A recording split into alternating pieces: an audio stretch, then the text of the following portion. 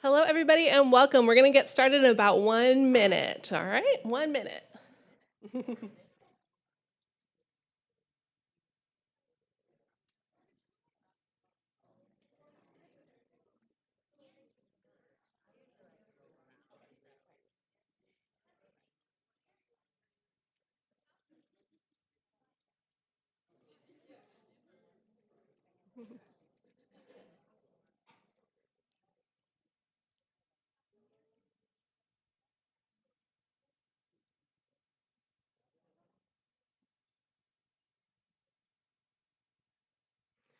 All right, hello, and welcome to the North Carolina Museum of Natural Sciences 2025 STEAM Career Showcase for Students with Disabilities. My name is Sam Frigerio, and I'm the coordinator of accessibility here at the museum. I'm a light-skinned Chinese American woman with medium-length salt and pepper hair partially pulled back. I'm currently wearing a blue polo shirt with the museum's logo on it, black pants, and gray sneakers. I'd like to welcome both our participants in our room as well as our participants online on our YouTube stream. If you're joining us online, please type in chat where you're joining from and use the chat to ask questions. If we have time at the end of the keynote today, we'll try to answer as many questions as possible live. We also have closed captions on our live stream and have reserved space at the bottom of the screen to show captions. Click the CC button in the bottom right corner to turn them on. We have live captions on the monitors in our room, and our ASL interpreters are shown virtually and to your left if you are in the room. If you are joining us live, a little housekeeping. Accessible restrooms are located outside of this conference room, straight ahead and to the back left corner. Water refill stations and water fountains are located where the bathrooms are.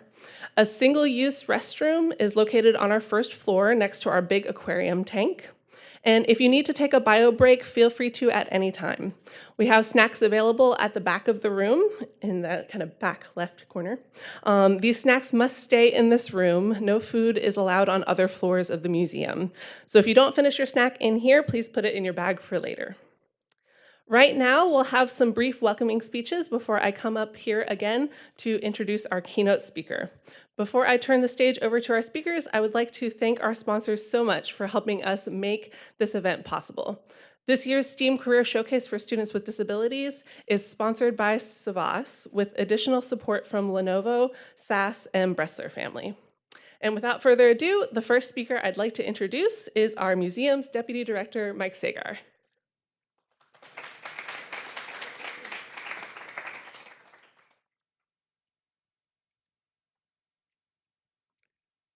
Good morning, everyone. Good morning. Oh, sorry.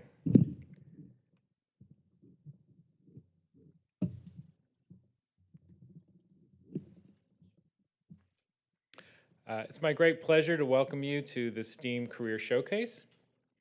This is a day dedicated to connection, inspiration, and possibility. Whether you're a student, educator, speaker, or supporter, thank you so much for being here today. And we look forward to celebrating science, technology, engineering, arts, and math, and the people who are shaping these fields in bold and brilliant ways. To our students, this event today is for you. You'll meet role models with disabilities who are thriving in STEAM careers. You'll hear their stories, how they navigated challenges, and of course, found their passions and built their careers. To our speakers, thank you for being here today and sharing your stories and your life experiences. As a museum, we are deeply connected and care about accessibility and committed to it, not just as a value, but as a practice.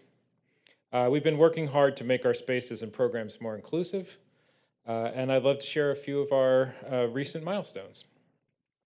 Back in April, we launched Sensory-Friendly Mornings in the Dueling Dinosaurs exhibition.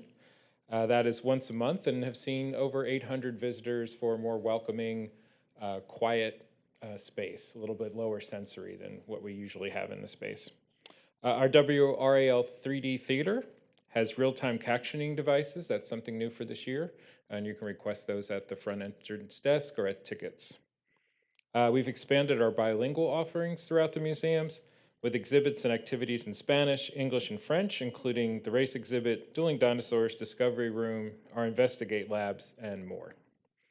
We offer guided tactile tours for smaller groups, creating hands-on experiences that bring science to life. And at large events and adult nights, we provided a dedicated quiet space and have introduced an accessibility tent at BugFest. Many on our team have undergone accessibility and sighted guide training, and we offer that service to folks who have requested it. We like to think at our museum that accessibility is not just a destination, but a continuous commitment. And now it's my pleasure to introduce Pam Brewington Cashwell. Pam is the Secretary of the North Carolina Department of Natural and Cultural Resources, which this museum is a part of, and a member of Governor Josh Stein's cabinet. Secretary Cashwell oversees the department's more than 100 locations across the state, and she previously served on Governor Cooper's cabinet as Secretary of the Department of Administration, and brings extensive government experience at both the state and federal levels. Secretary Cashwell earned her undergraduate and law degrees from the University of North Carolina at Chapel Hill. Hailing from the Coharie and Lumbee tribes, she is the first American Indian woman to lead a cabinet in North Carolina. Please welcome me and please join me, in welcoming Secretary Pam Cashwell. Thank you. Appreciate it. Good morning, everybody. Come on now, we got too many young people in this room for that to sound so weak. Y'all sound like you're asleep. Good morning, everybody. Good morning. That's so much better.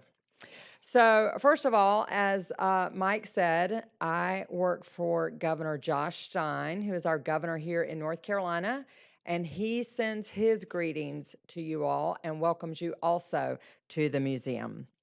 I am the Secretary of the Department of Natural and Cultural Resources, and I think personally I have the best job in North Carolina.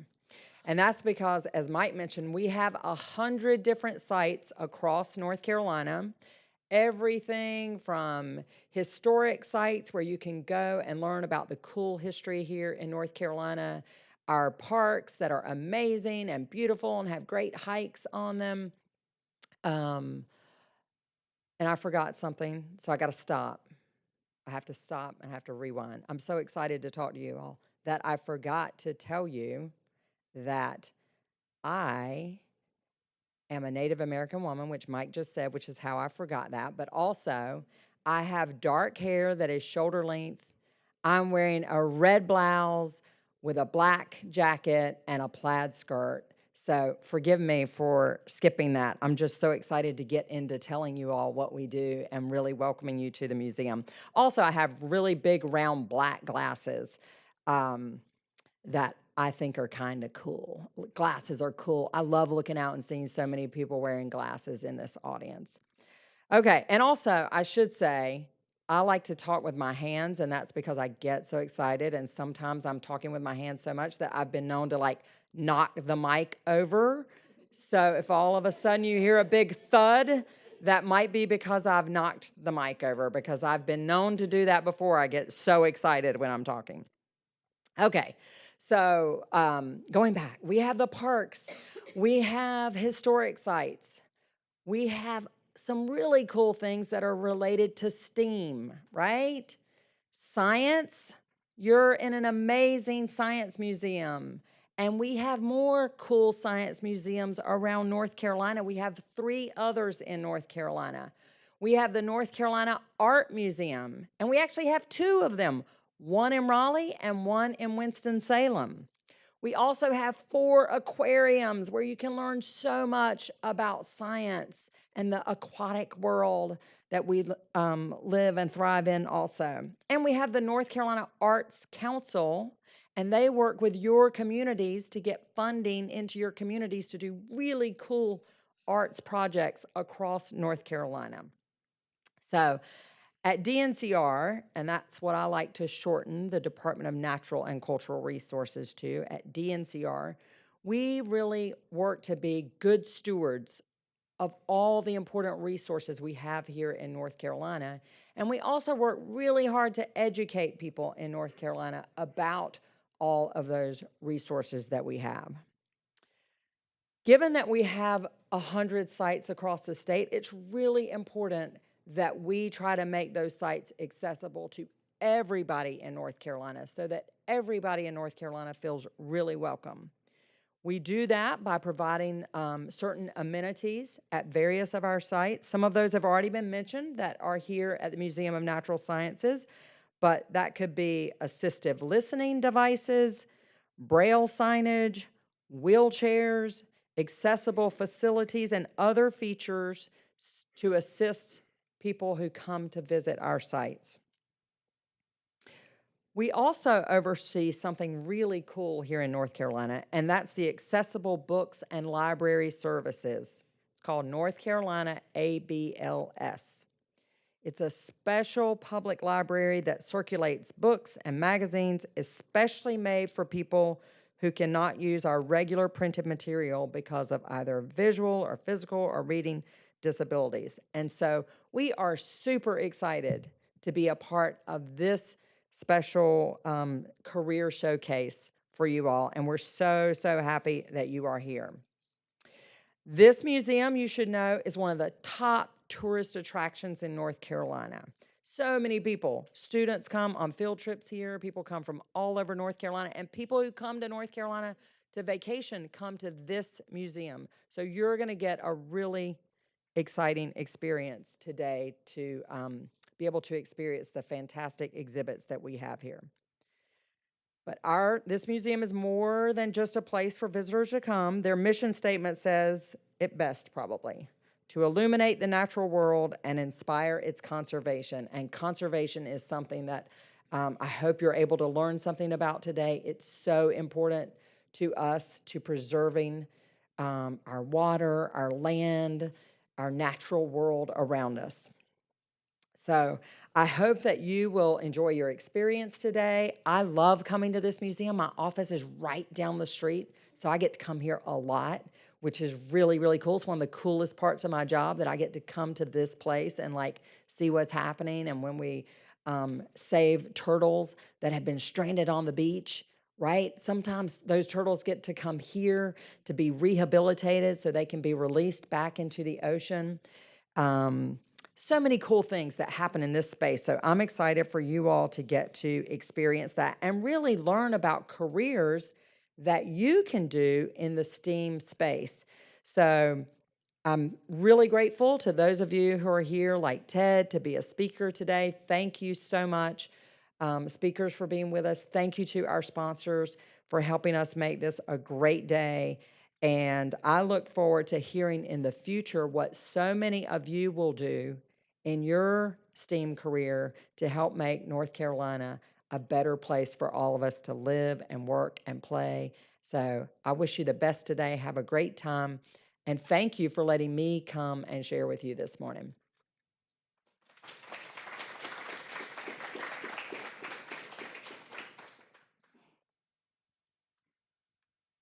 All right. So thank you so much, Deputy Director Mike and Secretary Cashwell. Secretary Cashwell did mention the accessible books and library services, and that is, they are here. They are on our first floor in our Daily Planet theater, kind of that globe-like area, if you wanted to visit their table here at the Opportunity Fair after this. All right. So I would like to introduce this year's keynote speaker. M. Kibler is a disabled advocate, writer, and multidisciplinary artist based in Durham, North Carolina, whose work is rooted in the spirit of advocacy and the power of authentic storytelling. Drawing inspiration from lived experience, M offers a portal into the unique ways they engage with the world through their creative practice. M is also the Communications and Compliance Director at Alliance of Disability Advocates, where they elevate the disability justice movement through education and empowerment, ensuring that all members of the disability community are given the freedom to write their own stories. M, the stage is yours.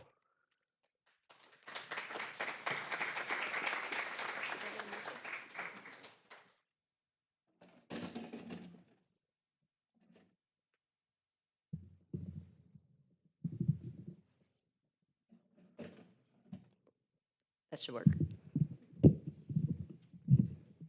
Okay.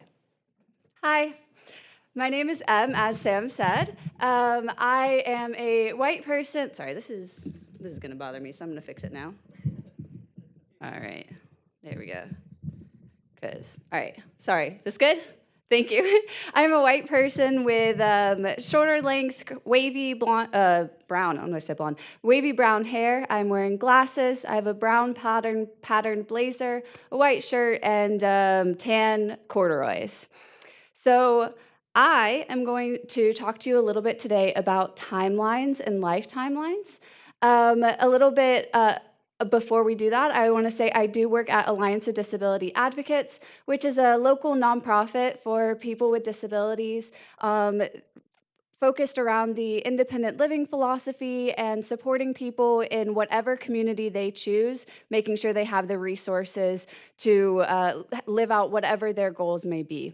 I'm not really going to talk too much about that, but I did want to just mention it. And then if you had any questions, you can come find me after or reach out to me. I'll share my contact information at the end. But what I am going to talk to you more about are just timelines, my experience, this is geared towards youth, but I do want to encourage anyone who isn't a youth to also listen. I do think that this can be important at any point in your life. So a bit before we start, why should you listen to me? I mean, that's the question I feel like everyone asks when we do things like this. So the first reason is just I've been there. I have a whole list of disabilities. I have neurodivergencies, mental illnesses, sensory conditions, processing conditions. I have physical disabilities. And I got diagnosed with ADHD when I was 5. I got diagnosed with autism in college. It's through the whole spectrum. So it's important. As proof, this is my psych testing, the official psych testing that I had done in high school. On it, you can see that I am in the top 2% of fluid reasoning. Isn't that exciting? And also the lowest 1% of processing speeds, which is the more pertinent thing that I learned from that testing. I feel like I share this because authenticity is extremely important when you're talking about growing up disabled. And I really struggled for a while to listen to people, take their advice, because I thought, how could they ever relate to what I'm going through? They don't know what it is like to grow up disabled. So I am saying, I do know what it is like. We all have different experiences, but there are also things that we can all understand of each other. I was also part of the first generation of kids that were medicated for ADHD, and I wear that as a proud badge to show that it works and that my successes are because of that, and to make people not scared to receive treatment no matter their age.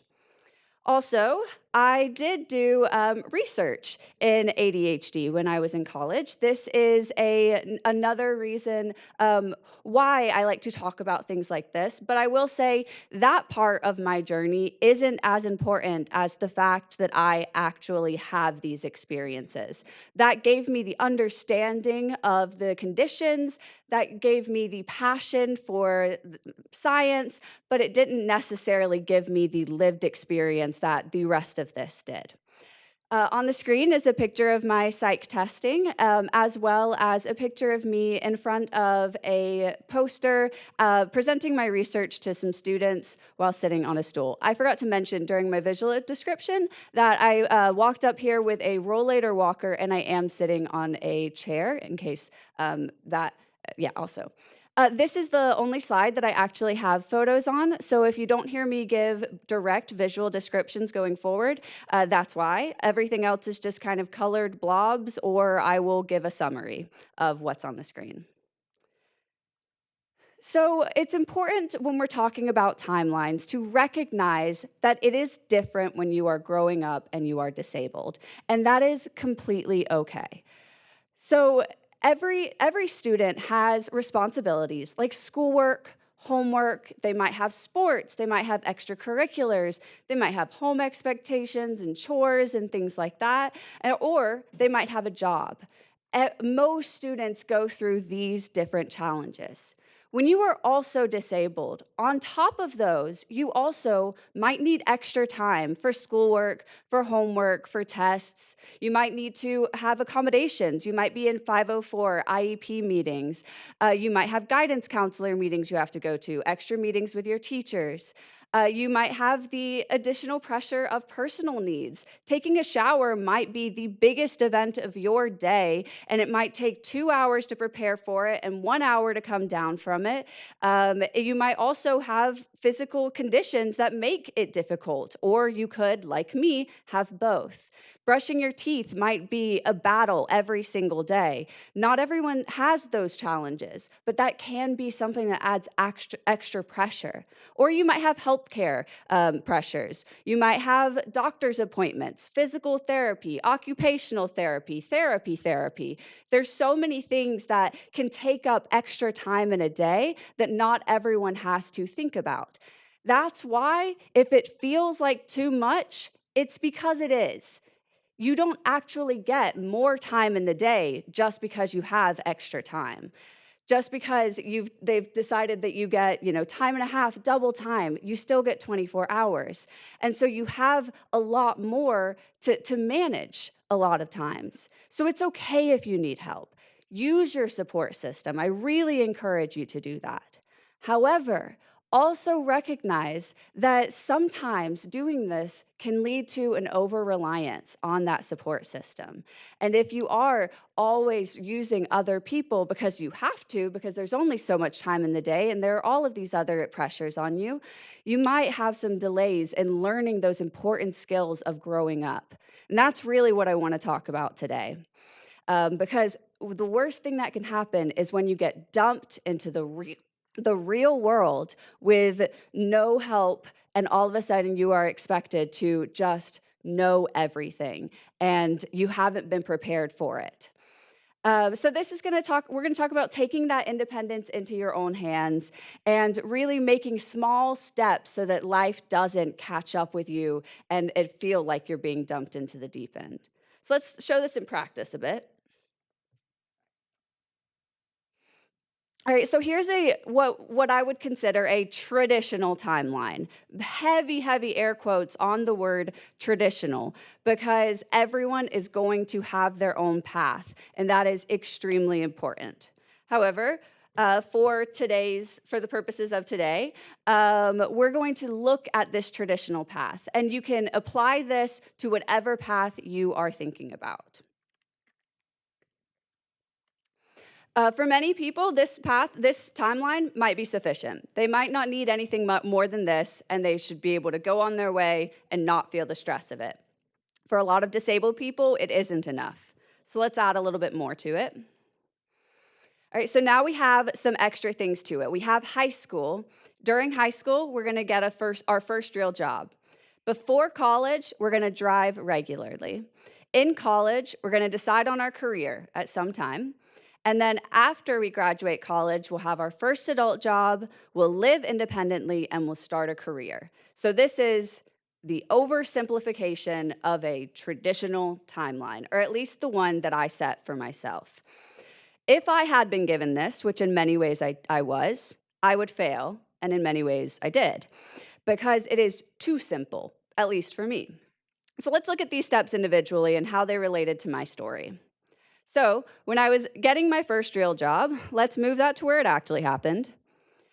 I was in college when I got my first real job. I had other things, but my first real job was in college. I was a disability resources mentor, and I worked in an anatomy lab, and that was really where I started.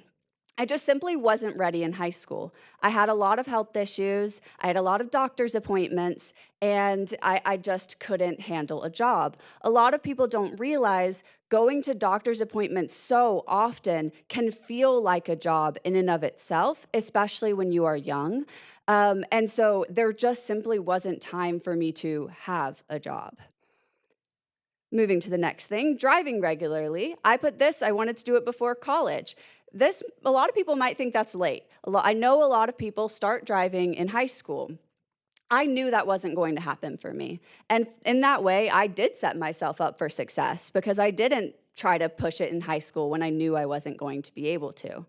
Um, I did get my permit in high school, so that was helpful. But then I had a brain injury and I couldn't safely drive. And then I broke both of my ankles and ended up with chronic pain, so I really couldn't safely drive. So I didn't get my license until during the pandemic, which was during my sophomore year of college. And I didn't start driving regularly until after I graduated college. At that point, I had a real adult job and I had about a week to figure out driving because I had to get to that adult job somehow. Okay. This is one of my most interesting stories, deciding on my career. In many ways, I was super ahead. In middle school, I decided I was going to be a physical therapist. I was going to go to Clemson, and then I was going to go to MUSC for my graduate program because that is what my physical therapist did, and I wanted to be just like her. In high school, I said, okay, well, maybe sports medicine. I love sports medicine. I'm still going to go to Clemson, and then I'm going to go to Duke instead because that's what my sports medicine doctor did, and I wanted to be just like him. So I went to college on my pre-med track, ready to go to sports medicine, and I loved it. I loved my science classes. I was doing really well. And then I thought, but I also really like writing. What if I do that? No, I should stick with sports medicine. No, I like writing. No, definitely stick with sports medicine. This went on for about a year until I said I'm sticking with sports medicine, except during my sophomore year, I met an amazing, amazing teacher, Dr. Pete Meyer, and he sat down with me over lunch one day, and I told him everything. I said, "How could I be crushing my pre-med classes, but also be seriously considering a career change? It doesn't make any sense." He was the one who introduced me to research. This was perfect for me. I got to keep my science mind while also writing, incorporating them together. And on top of that, I got to be the neurodivergent researcher in a world where there isn't much lived experience in the actual field. I was so excited to be that voice. So we're back to where I planned on being on the timeline. Right in the middle of college, I decided on my career. So I was successful. I had the best research mentor anyone could ask for. I watched my friends as they had really difficult problems with their research, and I knew my research mentor, he was there for my mental health. He prioritized that over any work I was doing. He's let me take breaks. My project was mine, and so I asked myself, why do I miss creative writing? I was taking classes for a minor in creative writing, and I was falling in love with it. But a career in the arts, absolutely not. So we're going to stick with research. So I graduated. I had experience under my belt. I was ready to go. I had signed up for accommodations for the GRE, and I said, I'm going to take a gap year, I'm going to study, and then I'll be ready to go to grad school. But during that gap year, I needed to get a job. I knew this. So I did. I got my first adult job. Remember, at this point, I have been driving for a week. So everything's happening very quickly. Got my adult job, started driving. Then I realized, well, I don't like that job. It wasn't for me. So I decided, I took my biggest independent living step that I have taken to date, and that was quitting my job. I did not think I would ever be able to quit a job. It was something that completely terrified me, but I did it, and I'm so glad I did. About half a year after I graduated, I ended up in where I currently work. And that was when I realized how much the weight of academia had been pressing on me. I realized my gap year turned into a gap 2 years. I closed that browser that I was keeping the GRE study prep up on. And I realized for the first time that there was no timeline. It did not matter. There were so many changes in my life during this time. I had a job where I was happy and respected. I had a steady living situation. I had friends that I could trust and reach out to. And I said, I'm just going to let the future be, whatever it is.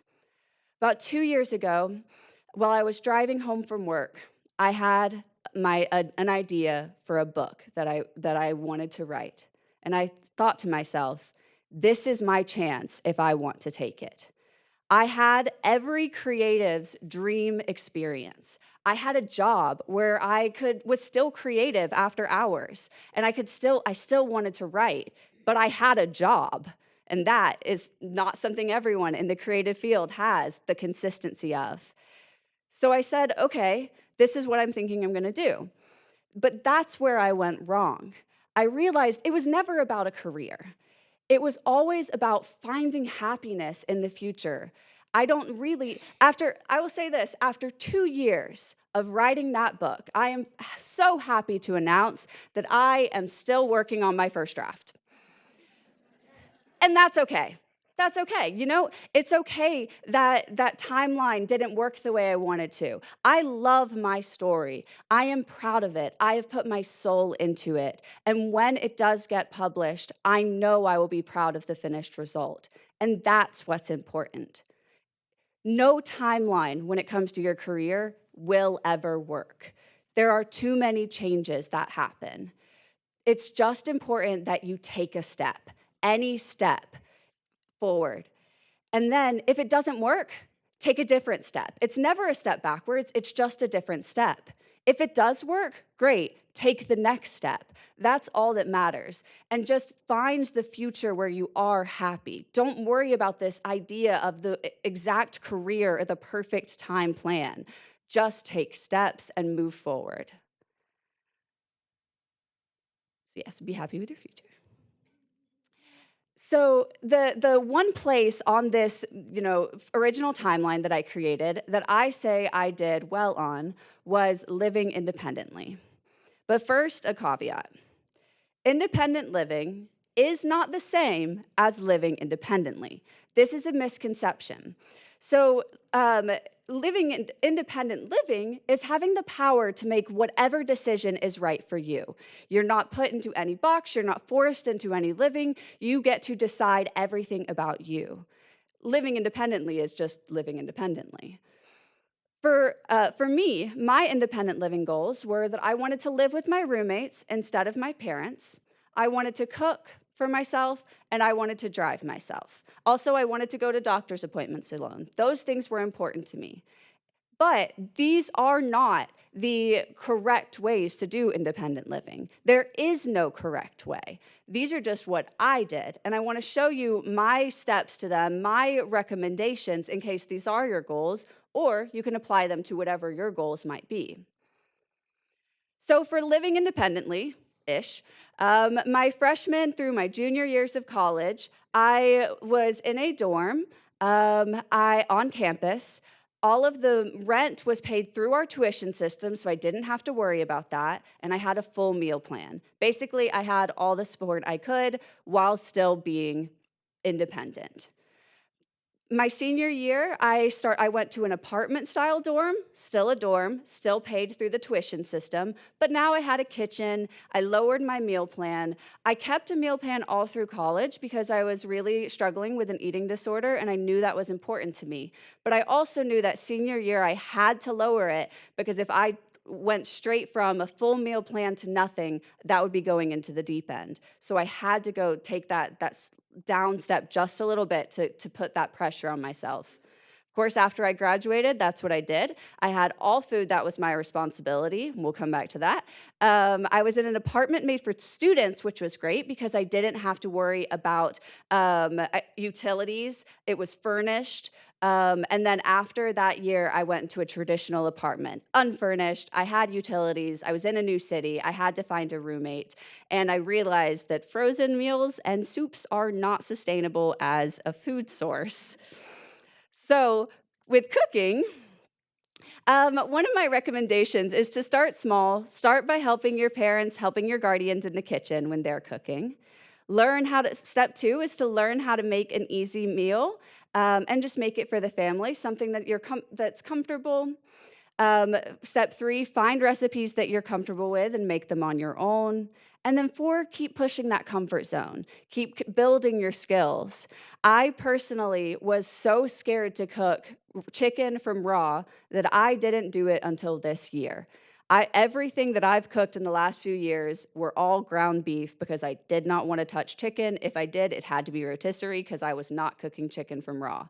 But I finally did it. It took a while, but that was one of the steps that I had created for myself that I wanted to achieve.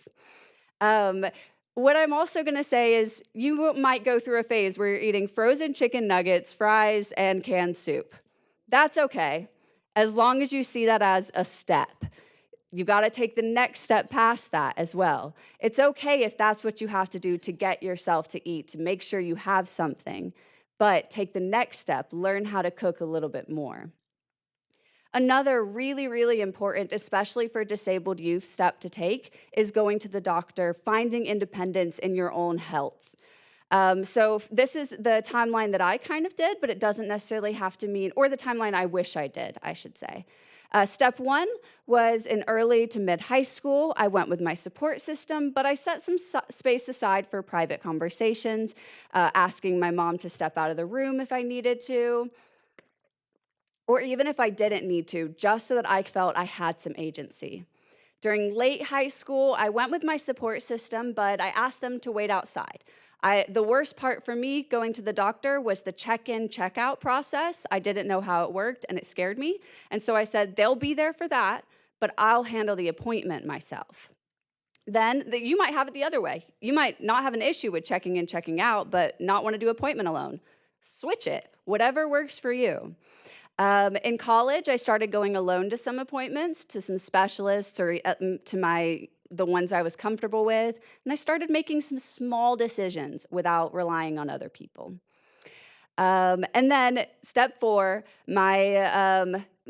to date, what I've done is I now go to all of my appointments alone. My parents really don't have any say in my health. They're my emergency contacts, and that's about it. I call them with updates if I feel like it.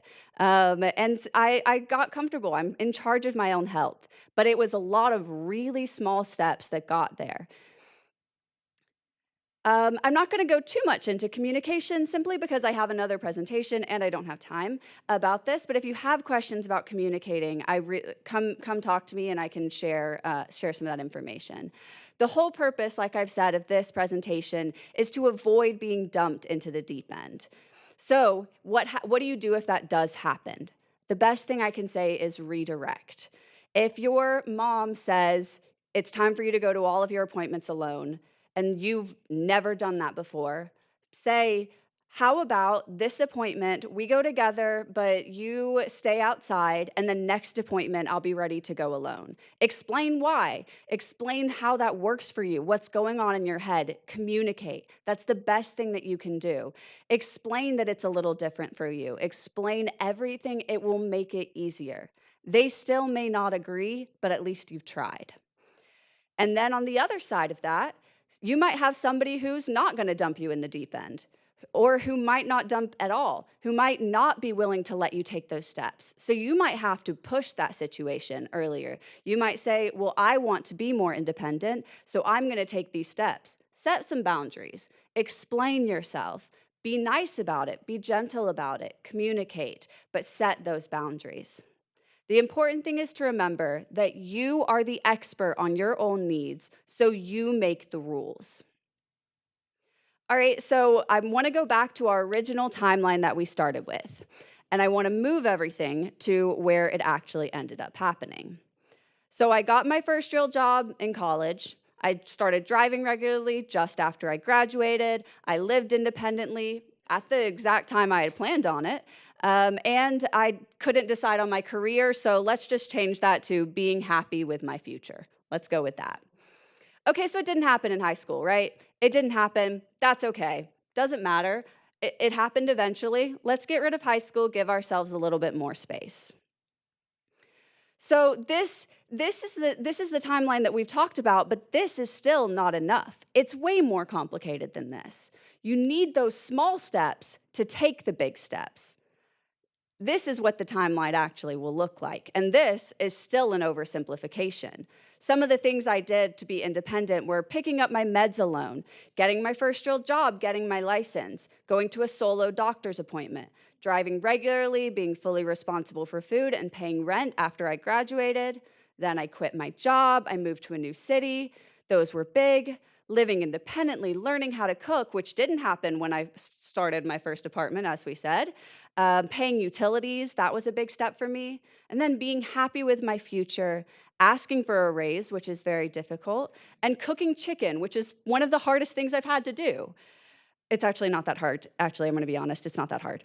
I just made it out to be a lot harder than it was. And then just this year, I got a credit card, which is something I was putting off for a very long time because it scared me. I booked a flight and I got my own insurance. These things just happened. It's okay that they took a little bit longer. I got there, I took the steps, I took my time. I tried to push myself quickly. It didn't work. That's okay. Um, Also, just like how I didn't complete my independent living goals, and so I just in high school, so I moved them to college. It's okay to push them off and push them into the future a little bit. As you see, on the far end of this is the word now. I am 25. I am not going to achieve everything that I had planned to by the age of 25. I am not going to achieve my whole life stream by 25. That's okay. It doesn't need to. The timeline continues. There are many things I still want to do. I want to get my own car insurance. I want to wake up earlier. I'm not good at it. I want to publish my book. That step has about 100 mini steps in it. I need to do jury duty, I'm assuming, someday. I want to learn how to rent a car. Someday, I might get a ticket. I might get in a car accident. I'll have to be able to handle those things. I want to be in a long-term relationship, travel out of the United States, pay my own phone bill, and way in the future, buy a house. All of these things are things that used to terrify me because I was worried about them in the context of not looking at all the small steps. But now that I've taken probably half of the small steps to get to these different things, they don't scare me anymore. And I don't need to worry about them anymore. They're just things in my future. You notice this one doesn't have little tick marks. There is no timeline for this one. It's just things that I plan to achieve, and I know I will be ready when the time comes because I've taken those small steps. I've intentionally said several times that I failed. I want to revise that though. The only failure I actually had was not supporting myself. Growing up is really hard. And if I would go back, I could tell myself that there isn't only one way to grow up. Just because others seem to have everything figured out doesn't mean that you have to. I will tell you a secret. Nobody actually has it figured out. Some people are just really good at pretending. Towards the end of college, everyone was talking about their future plans. They were broadcasting them. It was the big discussion. And so I put so much pressure on myself. I had to find a job, find an apartment, start driving, all within a week. The apartment I looked for earlier, I didn't actually wait that long for it. But all of those things moved into that apartment within that same week. I pushed myself really hard. And then after we graduated, I found out that so many other people were actually going to live with their parents and they didn't have a job yet, and that was okay. But I was so scared of getting left behind that I pushed myself so hard and put so much pressure on myself because I know how hard it is for me to keep up being a disabled person and expecting for all of those things to come crashing down on me. And they did, so I had to do it all at once. If I could give you one piece of advice, if that's the kind of person you are, don't put that pressure on yourself. It's okay to go slowly. I am so glad that I took those steps. And I am so proud of my past self for doing something so incredibly hard. And I know I wouldn't be where I am today if I hadn't have done that. But I also wish that I hadn't put that pressure on myself. Don't let your life pass you by without getting out of your comfort zone. That's the other side of this. But also, don't be proud of every small step. Recognize those small steps. That's how you will find success in life. This is my contact information. You can email me at my work email, which is emily@adanc, and my personal website is mkibler.com. You can also find me at my organization's website, which is adanc.org. All right, we have some time for questions. I'm actually ahead of schedule, which I really didn't expect. So we have some questions we can have any from here. If there are any questions online, we have someone who will read them out. What I will ask is that you wait until the mic comes to you so that everyone can hear what you're saying. I will try to summarize as best as I can. Yeah, so do we have any questions for me?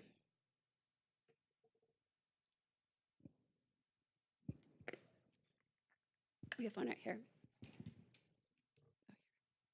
I'm a little afraid of growing up.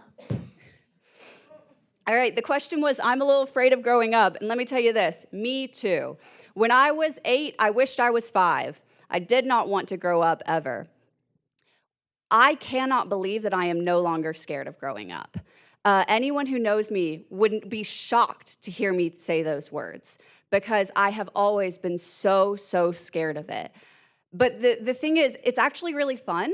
And once you start checking off these things, you feel a sense of accomplishment that I didn't expect, and it's not scary anymore. And it gets so much easier to take the next step. These first ones are the hardest that you will ever have to do, even if they seem small. Something like getting your first apartment might seem like it shouldn't be that big of a deal. That is way harder to me than any other step that I've taken because that was the first one. It's okay to be scared of it, as long as you just comfort yourself, say, I've got this, I can do hard things, and keep taking those steps.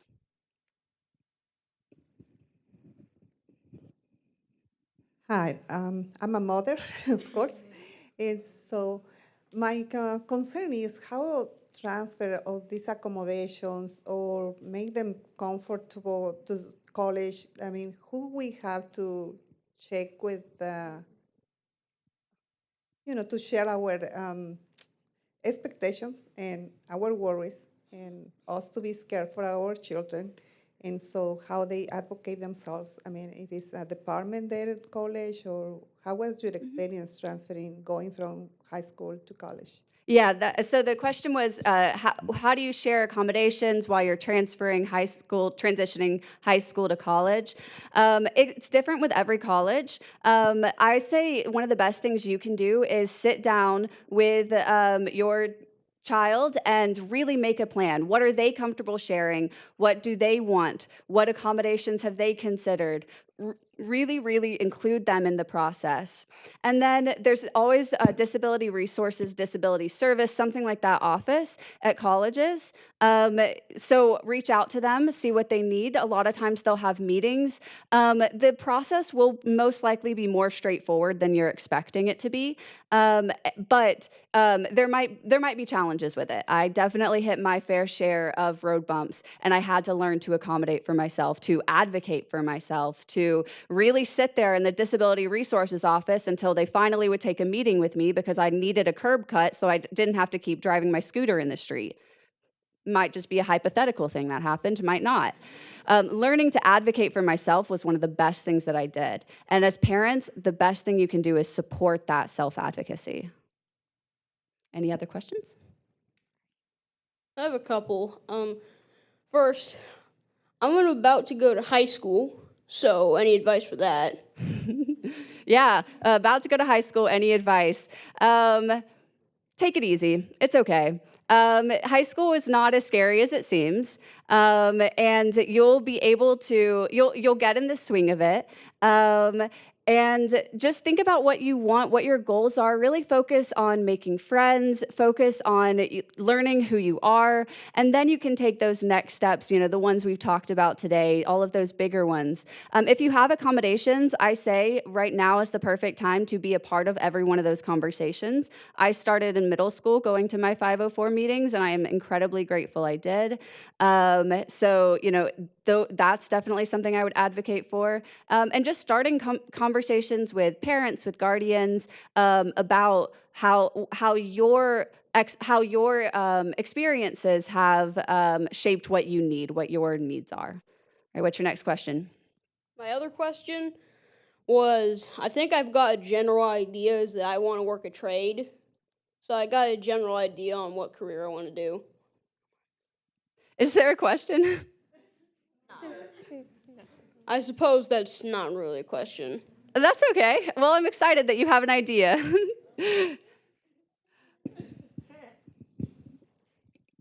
So I can't walk or stand. How do I communicate my accessibility, like accommodation needs, in a job interview while still sounding professional? I am a major proponent of disclosing disabilities in interviews, not for the sake of the interviewer, but for the sake of you. One important thing to know about interviews is that it is a two-way thing. They are interviewing you, you are interviewing them. So I always disclose at least my ADHD and my physical disabilities in interviews so I can see how they react to them. If they don't want to hire me because of my disabilities, I don't want to work there. It will be a bad experience for me. So knowing your rights, you don't, by law, you do not have to disclose. That being said, some people don't have that option. Sometimes you disclose for yourself just by existing. So but know that if it's a place, it can be hard to constantly get rejections, but also it's important for you to find a place that you are supported. So I very much so encourage at least disclosing a little bit during interviews. As for how to be professional about it, I think just saying it as a fact, not something that requires any conversation. Just this is this. Moving on. Just so you know, doing this, and you can lead with the laws if you need to, but I think being as casual about it and just as conversational as possible is always a good way to make things work. Does that help? We have one. I was born with cerebral palsy, which left my right side disabled. So, is there any job recommendations for one hand? Most jobs. I will say there are very few jobs that require anything. You can do so much. I can't give you job recommendations, but not because your disability is not going to tell me what I think you should do. You can probably do 90%, 95% of the jobs that are available with not having the use of, I think you said an arm, is that what you said? Or right side, what'd you say? Perfect. There are many, many jobs that you can do. Office jobs, you're always going to be able to do those. Teaching, art jobs, creative jobs, even jobs in the science field. There are accommodations. There are ways to make almost all jobs accessible to anyone with any disability. So don't close yourself off just because of that.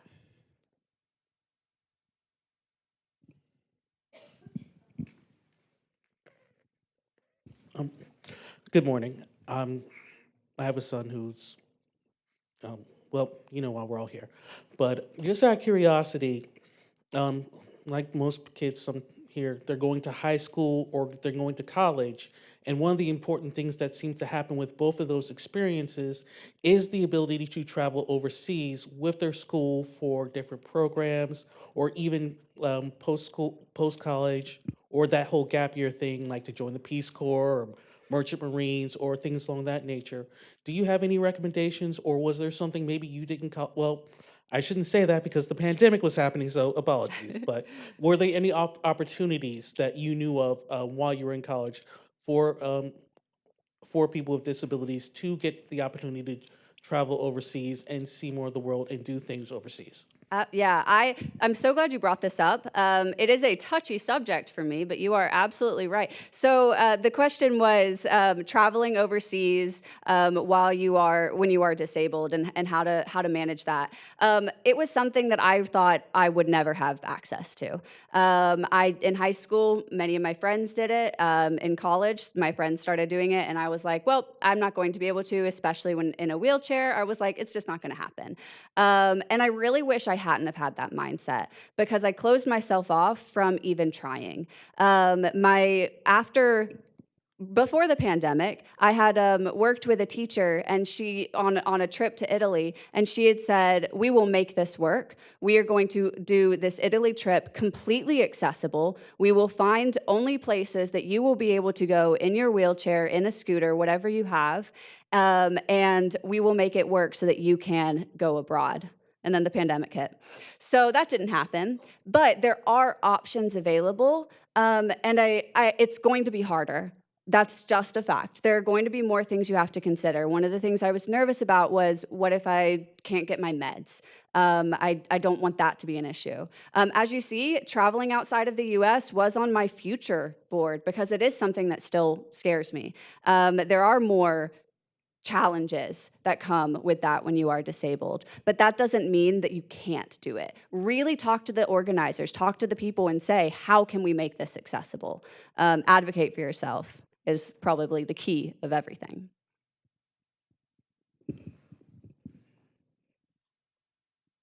Why we need communication is kind of confusing to me. And I know why it's important to us. I think we don't need it. We can use our fingers for communications. Why use sign language? Was the question, why do we need communication? Yes. Okay. I think communication can be anything. Hands are communication, voices are communication, text is communication, nods, gestures, all of that is communication. Pointing to things on show me apps or whatever, things like that, those are communications.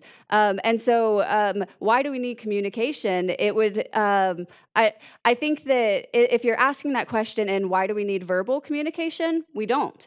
There are many ways that communication can happen.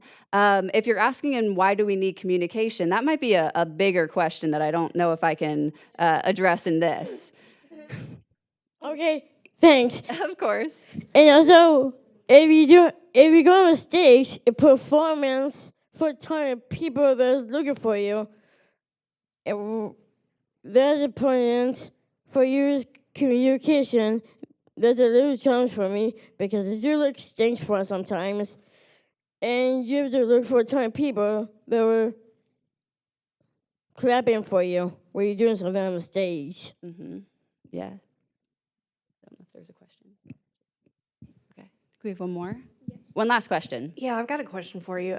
First of all, where did you go to college, and how did you feel they worked with you for accommodations, maybe the things they did well and things maybe that you had to advocate more? And also, if you could also speak to, just in your position with work, universities that you see that are doing it well, helping people with disabilities. I went to Elon University, so here in North Carolina. So how did they do? Not the best. As I said, I think I was kind of public enemy number one by the time I graduated because I was in their office so much. I got to the point where any of my friends could use my name to get anything that they needed because I went in there, and I know the ADA like the back of my hand because I have been forced to know the ADA. Side note, it's not that long. You can learn it. You can read it. It's not that hard to learn or to just watch videos about. I highly recommend anyone who is disabled, who is going through this process, learn the Americans with Disabilities Act. It will help you so much when you're advocating for yourself. So I did that. I learned it, and I really advocated for myself, and I still had so many barriers, so many things that I was having to struggle with. I will say that is pretty much every person I've ever talked to who had accommodations in college, that was their experience. If you feel like everything is going wrong for you, same dude. It's really rough navigating accommodations in college. I do think they're getting a little bit better. I personally, at Wake Tech, I did a notary course, and I had the best experience of my life. They had many people who were working with them. The person who I was working with was disabled themselves, so they really understood it, and took time to meet me wherever I needed, at whatever campus I needed, and work through everything with me. And I was just floored at how a disability resources could run if they were actually done well. So that was one I had a very positive experience with. I can't say I've had many, unfortunately. Thank you. Yeah. Okay, well, I think that's what we have time for today. So thank you.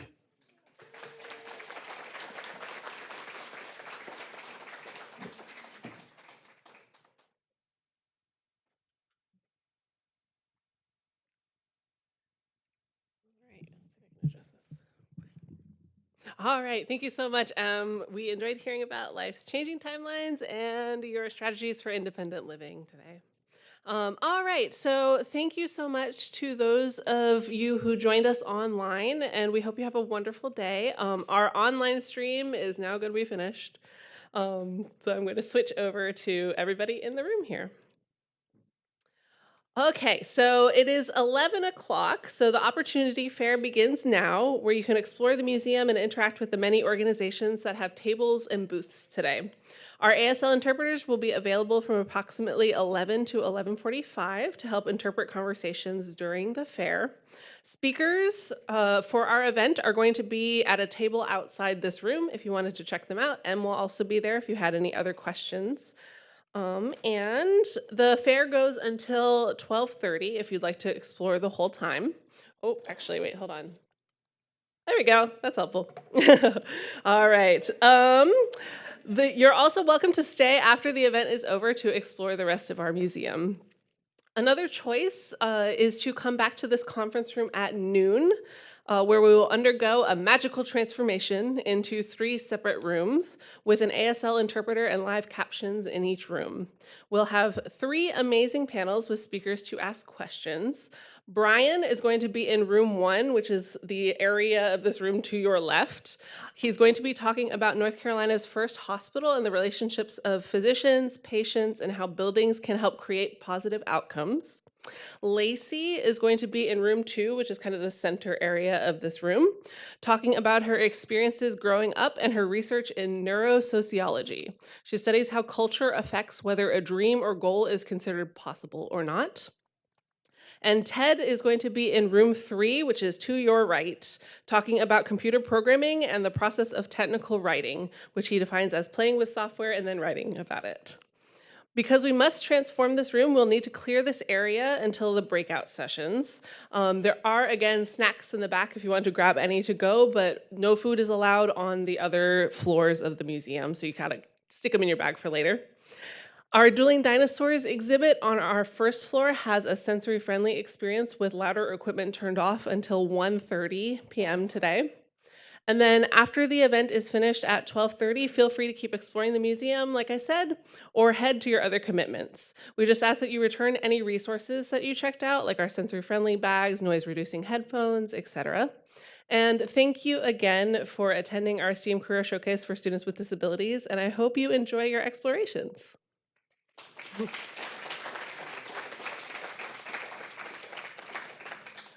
And the last slide I have some QR codes if you wanted a virtual copy of our map and our program guide, as well as our Wi-Fi password.